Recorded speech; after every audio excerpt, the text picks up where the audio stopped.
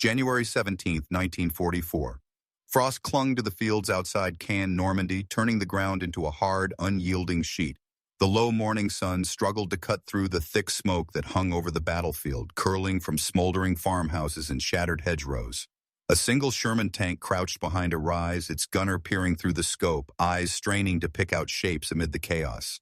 Somewhere in the distance, the rumble of German panzers echoed across the countryside, a steady, ominous rhythm that sent shivers down the spine of every soldier in the line. Orders crackled through the radio, strict and unwavering. Hold fire, only engage when cleared. Yet there it was, a glint of steel moving with purpose, a command vehicle cutting across the field, its officers barking directions to the men around it. Every instinct screamed at the gunner to act, every training drilled him to wait. And then, in a heartbeat that would alter the battle, his finger found the trigger. The shot tore through the morning fog, shattering discipline, expectation, and the quiet before a storm. In that instant, the war's rigid rules collided with human instinct, setting a chain of events that no one could have predicted. In early 1944, the Western Front was a landscape of tension and anticipation. The Allies had been gathering forces along the southern coast of England for months, preparing for what would become the largest amphibious invasion in history. The Germans, aware of the looming threat, had fortified the French coastline with concrete bunkers, artillery emplacements, and minefields, collectively known as the Atlantic Wall.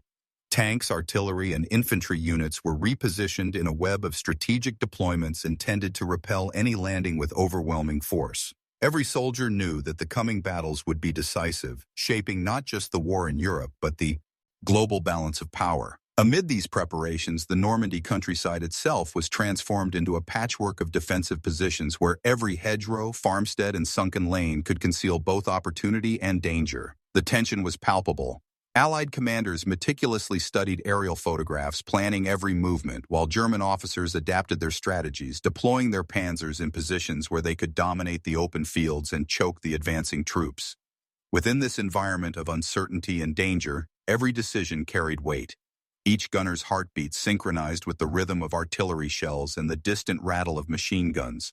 Orders were absolute, drilled into men during long nights of preparation and training. Yet on the front lines, the reality of war rarely allowed for clean adherence to rules. Every soldier had to navigate fear, uncertainty, and the constant presence of death, where hesitation could cost lives. Tanks became more than machines. They were extensions of the crew's senses, moving through mud and debris with a life-or-death purpose. Command vehicles, particularly German Panzerbefehlswagens, were crucial nodes of control, coordinating movements across battalions and directing artillery fire with precision.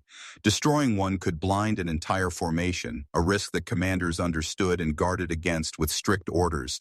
But the battlefield was rarely static. Panzers would appear suddenly across open fields, often hidden by terrain or smoke, challenging gunners to distinguish between decoys and real threats. The training of Allied crews emphasized discipline, patience, and strict adherence to orders. Every gunner knew that a premature shot could draw counterfire or expose the unit to ambush. Yet the human instinct to act, especially when confronted with a target that could change the battle's course, was a force difficult to restrain. In these moments, the line between obedience and initiative became perilously thin. The Sherman gunner crouched behind his tank, his eyes fixed on the calculation in his mind weighed potential consequences. Around him, the battlefield seemed to pause, as if holding its breath, waiting for a choice that could tilt the scales. In that suspended moment, strategy collided with instinct, and the gunner faced a decision that would reverberate far beyond the hedgerows of Normandy. It was within this crucible of anticipation, fear, and opportunity that the stage was set for an act of defiance, a single, unauthorized shot that would change the immediate fate of the battlefield and challenge the rigid structure of military command. As the hours crept forward on that frigid January morning, the dynamics of the battlefield revealed themselves in unsettling detail. Allied reconnaissance reports had tracked the movement of German armored units across the rolling fields, noting the presence of several panzer divisions strategically positioned to intercept any advance. Among these, the panzer command vehicles were of particular concern. Unlike standard tanks, they were lightly armed but heavily relied upon for coordination, issuing orders that could synchronize attacks across kilometers of battlefield. Disrupting one could create confusion, slow reinforcements, and even force an entire company into disarray. For the Allied crews, this knowledge created a constant tension. The potential reward of striking such a target had to be measured against the risks of acting without orders. In the cramped confines of the Sherman tank, the gunner and his crew were acutely aware of every sound and movement. The metallic clatter of tracks over frozen soil, the sharp crack of distant small arms fire, and the low, menacing growl of approaching Panzers filled the air, each one a reminder that life and death were separated by mere seconds.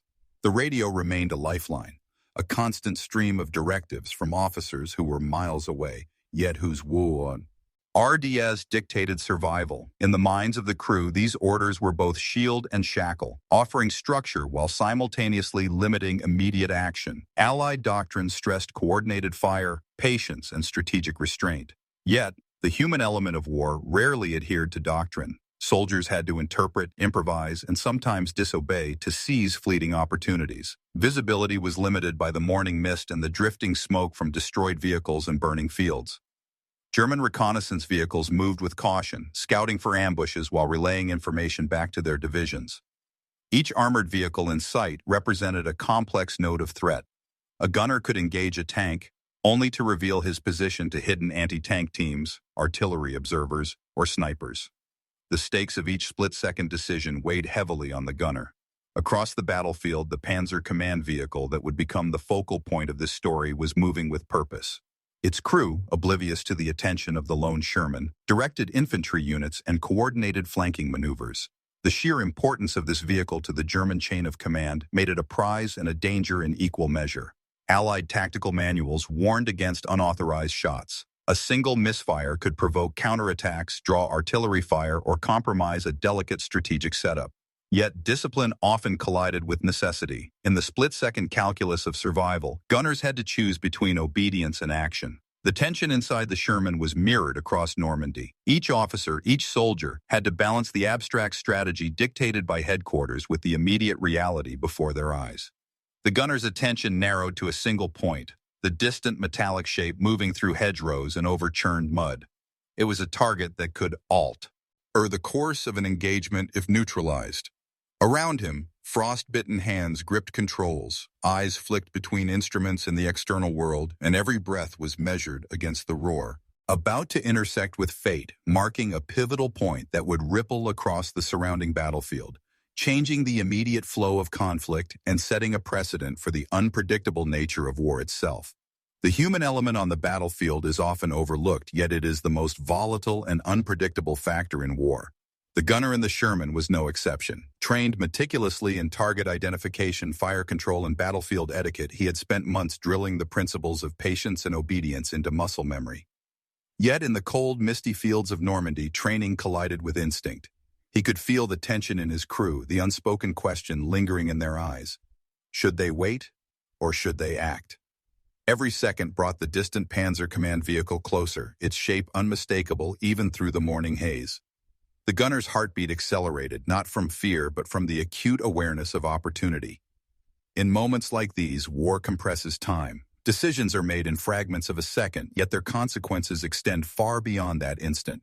Around him, the crew moved with practiced coordination, each member acutely aware of the stakes. The loader's hands were steady on the shell, the driver poised to maneuver, the commander scanning the surrounding fields for threats. It was a fragile ballet of tension and readiness, and yet it hinged entirely on the gunner's choice. Beyond the immediate pressure, there was a moral dimension that weighed on the soldier. Military discipline exists to prevent chaos, to preserve life through coordinated action. Disobeying an order, even one that seems minor in the moment, carries the risk of censure or court-martial.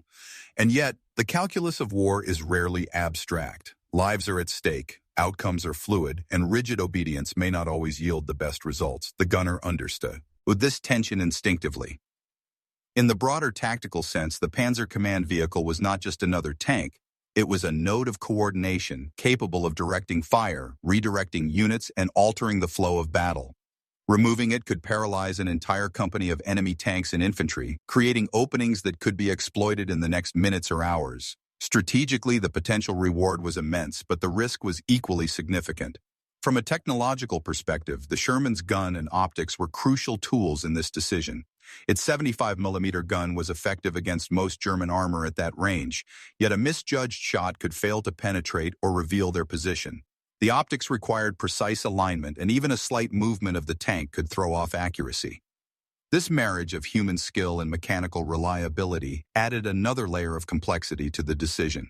The gunner had to trust his hands, his eyes, and the machinery beneath him to perform flawlessly. Meanwhile, the enemy's capabilities added pressure. German panzers were formidable, equipped with well-aimed guns and armored to withstand conventional fire. The command vehicle, while lightly armed, could signal nearby units to counter any threat. An unauthorized shot risked immediate retaliation, drawing attention from the very forces it sought to disrupt. This interplay of human judgment, technological capacity, and enemy capability defined the moment in its entirety. Leadership played a subtle but critical role. Though the gunner was under orders to hold fire, the commander of the Sherman recognized the challenges of real-time decision-making. Effective leaders empower crews to act within the framework of strategy, but war often presents circumstances that cannot be codified in any manual. In this moment, the balance between initiative and obedience rested squarely on the gunner's shoulders. The moral weight, combined with tactical significance and technological reliance, created a pressure cooker of anticipation. The gunner's decision was no longer a matter of following human experience and mechanical precision, that the contours of heroism, disobedience, and tactical ingenuity began to take shape, setting the stage for a decisive moment whose consequences would be felt across the field. The tactical implications of a single shot in a battlefield like Normandy cannot be overstated. Every unit, every movement, and every piece of terrain carries significance. The Panzer command vehicle the gunner had targeted was far more than a mobile machine. It was the nerve center of a German company, coordinating fire, repositioning tanks, and directing infantry with precision. Taking it out would create a ripple effect, forcing enemy units to operate without centralized guidance, increasing the chance of errors and opening fleeting opportunities for Allied forces. The gunner understood this, though the official orders insisted he hold fire. Tactical doctrine dictated caution. Unnecessary engagement could draw return fire, expose flanks, or disrupt broader operational plans. Yet the gunner had a moment of clarity, a window in which the alignment of enemy movement, terrain cover, and Sherman positioning presented a rare chance for decisive impact. Beyond the tactical layer, technological factors weighed heavily. The Sherman's 75mm gun, reliable but not infallible, required precise calculation. Factors such as range, armor thickness, angle of approach, and even ambient temperature could affect penetration. Optical instruments demanded steady hands and unwavering concentration, as any minor tremor could result in a miss.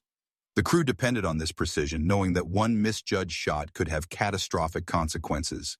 On the enemy side, the command vehicle was lightly armored compared to frontline panzers, but was always accompanied by protective units. Any engagement risked drawing their attention, prompting a swift and potentially lethal response. It was a delicate calculus. The potential reward of disabling the command vehicle had to be balanced against the immediate danger to the crew and the Sherman itself. Leadership decisions further complicated the equation. Orders to hold fire reflected a broader strategic perspective, prioritizing synchronized action over isolated initiative. Yet leaders on the ground recognized the unpredictable nature of combat. The ability to act decisively in split-second situations often distinguished survival from disaster. In that moment, the gunner's initiative intersected with the responsibilities and expectations placed upon him, creating a moral and operational paradox. Morality, discipline, and the human instinct to act were in tension. Military doctrine emphasized obedience to maintain order and prevent chaos. Yet history repeatedly showed that initiative, when executed with skill, could achieve extraordinary results. The gunner faced this paradox head-on. To wait would be to adhere to discipline. To act could redefine the immediate battlefield. His thoughts condensed into a single, urgent question. Could one shot change everything? Around him, the crew functioned as a cohesive unit, each member reliant on the other. The loader positioned the shell, hands steady despite frost and adrenaline. The commander's gaze swept across the horizon, scanning for threats while trusting the gunner's judgment. Even the driver felt the tension, ready to adjust position at a moment's notice. The human synchronization of the tank crew mirrored the delicate balance of decision-making and mechanical operation. Each member understood that the coming act would either be their salvation or precipitate disaster. As the Panzer command vehicle moved with methodical precision, directing its units, the moment of engagement crystallized. It was no longer hypothetical. Action was imminent. Every aspect of warfare converged here. Human instinct, tactical necessity, technological capacity, leadership responsibility, and moral weight. The battlefield seemed to contract, centering entirely on the unpredictable, brutal, and profoundly human nature of warfare, a moment where discipline and instinct, obedience and initiative, collided in the silence before a thunderous eruption that would echo across the battlefield. The moment of decision arrived with almost unbearable clarity. The Sherman gunner's finger tightened on the trigger, eyes locked on the moving silhouette of the Panzer command vehicle. Seconds stretched like hours as the vehicle advanced across the frozen field, officers visible inside, gesturing orders to nearby tanks and infantry. Every instinct screamed to hold fire. Every voice in the crew's mind reminded them of the strict prohibition from headquarters. Yet the combination of opportunity and threat was undeniable. The target was isolated, exposed, and vulnerable, a rare alignment of chance that could not be replicated. He exhaled slowly, muscles taut, calculating distance, trajectory, and the angle of armor. The crew held its collective breath. The hum of engines, the distant ricochet of artillery, and the faint crack of small arms fire faded into a tense silence, the world narrowing to a single shot. Then, with a motion both precise and instinctive, the gunner squeezed the trigger. The 75mm shell roared from the barrel, cutting through the mist and smoke, striking the Panzer with a deafening impact. Metal twisted, steel crumpled, and a plume of black smoke erupted as fire consumed the command vehicle. The effect was instantaneous. German crews inside the Panzer were thrown from their seats and radios went dead in mid-command. Nearby units faltered, suddenly uncertain of their next orders, and a ripple of confusion spread across the enemy line. The Sherman crew exhaled in unison, eyes wide, heartbeats pounding. Relief mingled with disbelief and fear. What had just happened was against orders, yet the results were undeniable. Tactical paralysis had struck the German formation. Officers attempted to rally their units, but the absence of coordinated direction left subordinate tanks moving hesitantly, exposing them to counterfire and limiting their ability to respond effectively. The Sherman gunner, still focused on the target zone, realized that the one shot, executed in defiance of command, had altered the flow of battle in an instant. Around them, the battlefield responded. Artillery fire shifted as units adapted to the sudden gap in German coordination. Infantry exploited the confusion, pressing forward where hesitation had previously created a deadly no-man's land. Other Sherman and Allied tanks moved to capitalize on the disruption, pushing deeper into contested fields. From a distance, commanders observed the unexpected turn with cautious optimism, though the immediate reaction would later oscillate between praise and reprimand. The human dimension of this moment was equally profound. Fear, adrenaline, and the understanding of potential consequences hung heavy in the Sherman. The gunner knew that the act of disobedience could be both heroic and career-ending. Yet, in that frozen instant, the choice had been made, and the results spoke for themselves. Technological factors played their role seamlessly. The Sherman's gun had performed flawlessly, the optics had guided the shell precisely, and the mechanics of the tank had absorbed recoil without disturbing the crew's focus. Each aspect of machine and man had aligned in perfect synchronization to achieve a decisive effect. The German troops' response underscored the fragility of command in armored warfare. Without central guidance, units hesitated, firing sporadically, advancing cautiously, and allowing the Allies to exploit openings that had previously seemed impossible. The chaos was not total, but it was sufficient to create tactical advantage. The oral and strategic implications were immediate. On one hand, the gunner had defied explicit orders, an act that could carry severe consequences. On the other, the tangible effect on the battlefield was retaliation, aware that the Germans would soon attempt to restore command and retaliate.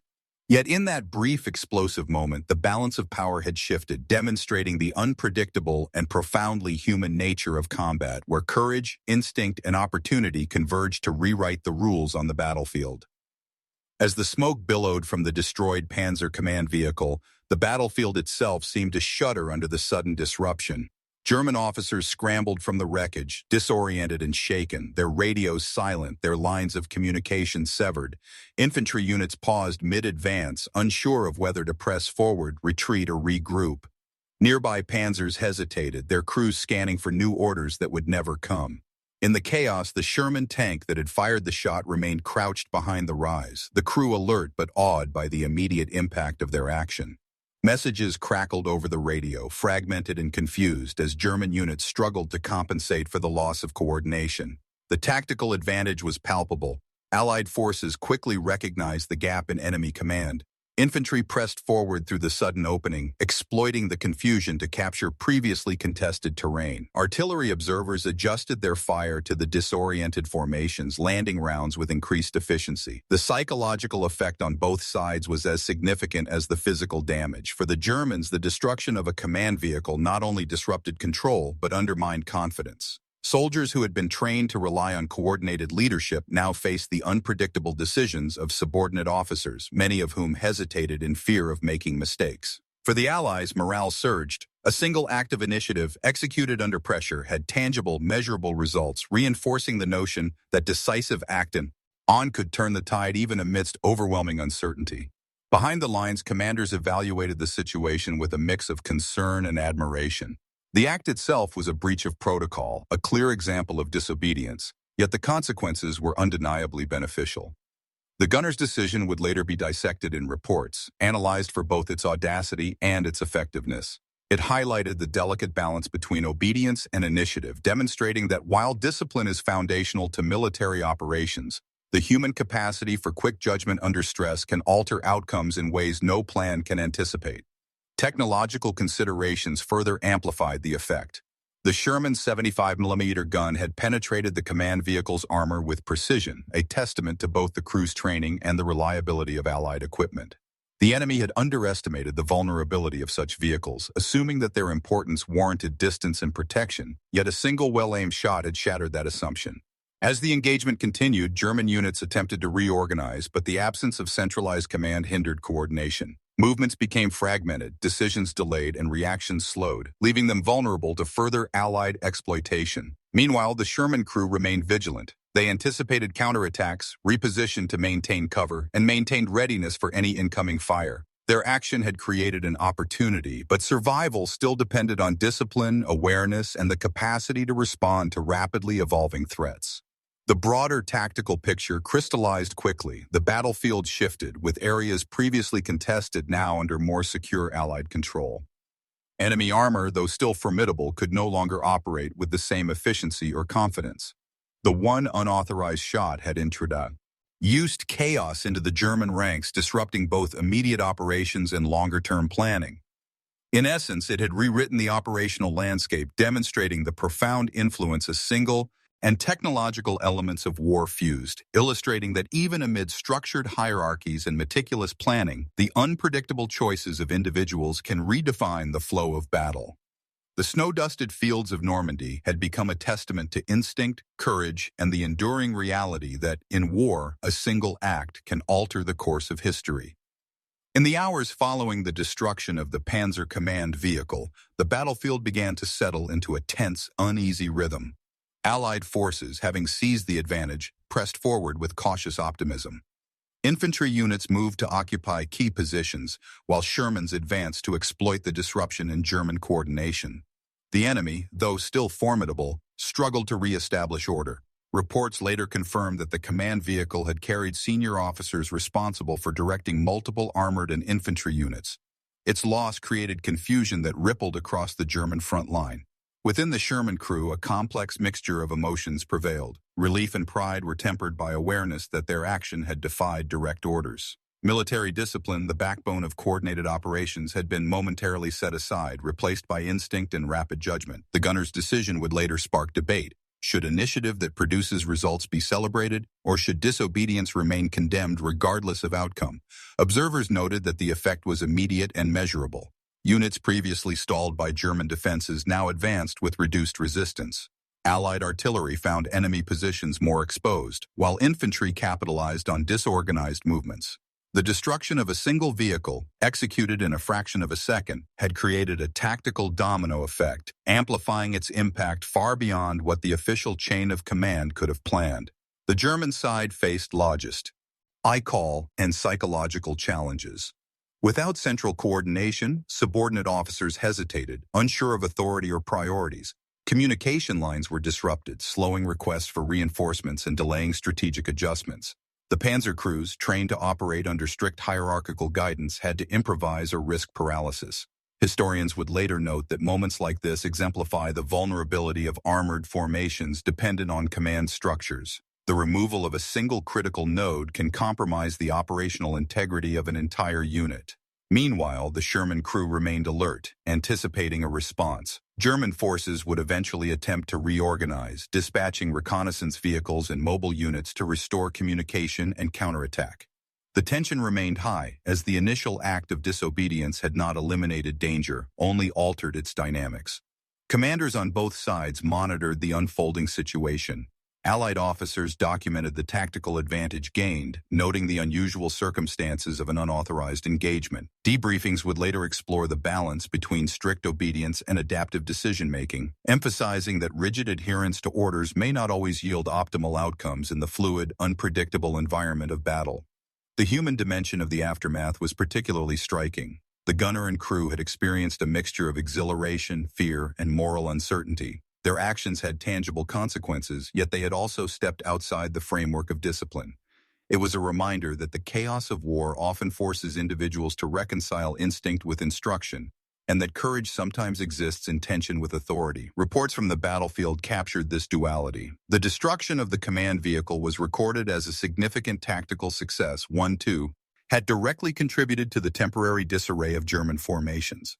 At the same time, it raised questions about the limits of protocol and the role of individual initiative in achieving military outcomes. The battlefield, though still perilous, had been transformed. The immediate threat from coordinated enemy armor had been mitigated, giving Allied units space and time to consolidate their positions. In the hours that followed, reports and observations would filter back to headquarters, providing confirmation of both the act and its effects. The consequences of a single, unauthorized shot would resonate beyond the moment, influencing tactical decisions, leadership assessments, and future operational planning. It was a testament to the unpredictable, profoundly human nature of warfare, where calculated risk, courage, and instinct converged to shape the course of history. As the day progressed, the full implications of the gunner's shot became apparent. German units, still attempting to regroup, moved with hesitancy, their usual precision replaced by cautious improvisation. Without centralized command, coordination faltered. Infantry hesitated at critical points, and tanks delayed maneuvers that might have stalled the Allied advance. Allied observers recorded the disruption, noting that the destruction of a single command vehicle had yielded results disproportionate to its size. The psychological impact on the enemy was as significant as the physical damage. Soldiers accustomed to clear, authoritative directives now faced uncertainty, a condition that eroded confidence and slowed operational response. Within the Sherman, the crew maintained alertness, aware that the initial advantage could be fleeting. They repositioned their tanks, scanning for potential counterattacks, their discipline a counterbalance to the unpredictability they had unleashed. Leadership evaluations followed quickly. Debriefings highlighted the paradox of the event. The gunner's action had violated explicit orders, yet the tactical outcome was overwhelmingly positive. Historians and military analysts would later cite this incident as an example of how individual initiative can disrupt enemy operations and create openings that formal strategy alone might not achieve. Allied officers noted that the effect of removing a single command node extended beyond immediate battlefield gains. It provided lessons in flexibility, the importance of observing situational advantage, and the potential benefits of calculated risk when rigid protocols clash with unfolding reality. German reports, meanwhile, reflected frustration and confusion. Attempts to re-establish communications were hampered by damaged equipment and the disorientation of surviving officers. Coordination between armored units and infantry was uneven, leaving gaps that Allied forces exploited with both tanks and infantry working in tandem. The event also highlighted the vulnerabilities inherent in relying on centralized command structures. While coordination can amplify effectiveness, it also creates critical points of failure, and the destruction of a single asset can compromise an entire formation. For the Sherman crew, the moral and emotional dimensions of the aftermath were significant. Pride, relief, and lingering fear intermingled with a subtle awareness of the breach in protocol. Their actions had immediate, tangible consequences, yet they existed in a gray zone of obedience and initiative, a tension that would follow them long after the battle. In the wider scope of the operation, the ripple effects of this single engagement shaped subsequent movements. Allied units advanced into positions that had previously been contested. Artillery targeted enemy formations with greater efficacy, and German counterattacks were delayed or blunted. The battlefield had been altered by a combination of skill, opportunity, and courage. a reminder that even within the rigid structure of military strategy, the choices of individuals can carry extraordinary weight. Reports from the engagement emphasize the lesson: disciplined crews, trained to execute orders, can also achieve decisive outcomes when empowered to act. Initiative and courage that often determines who seizes the advantage. The action had immediate benefits and long-term lessons, confirming that even amid structured hierarchies, the unpredictable element of human choice can tip the scales, shaping not just a battle but perceptions of leadership, discipline, and the potential for decisive intervention under fire. The shot fired that morning in Normandy was more than a moment of tactical impact. It was a testament to the unpredictable human dimension of warfare. In the structured chaos of battle, discipline and orders provide a framework for survival and effectiveness, yet the fluid nature of conflict often demands more than adherence. The gunner's decision, executed in defiance of explicit commands, illustrates the delicate balance between obedience and initiative, showing that courage, judgment, and timing can alter outcomes in ways no strategy alone could guarantee. Beyond the immediate battlefield, the event speaks to the interplay of technology, skill, and instinct. The Sherman tank, its gun and optics were critical instruments, but it was the crew's understanding and readiness that transformed potential into decisive action. Likewise, the destruction of the Panzer command vehicle underscores the vulnerabilities inherent in centralized command systems, revealing how a single disruption can ripple across units, affecting morale, coordination, and response. On a human level, the story reminds us that war is not conducted solely through plans and hierarchies. It is lived through the choices of individuals under pressure, moments where hesitation or action carries extraordinary weight. That morning, one gunner's instinct bridged the gap between order and opportunity, producing effects that extended far beyond a single shell. History often measures battles in numbers, movements, and outcomes, but the courage to act, his skill to execute, and the judgment to seize fleeting opportunity define the human story of conflict. In the end, the shot was a convergence of preparation, instinct, and circumstance. A reminder that in the chaos of war, the power of one decision can echo across the battlefield, shaping both events and legacy.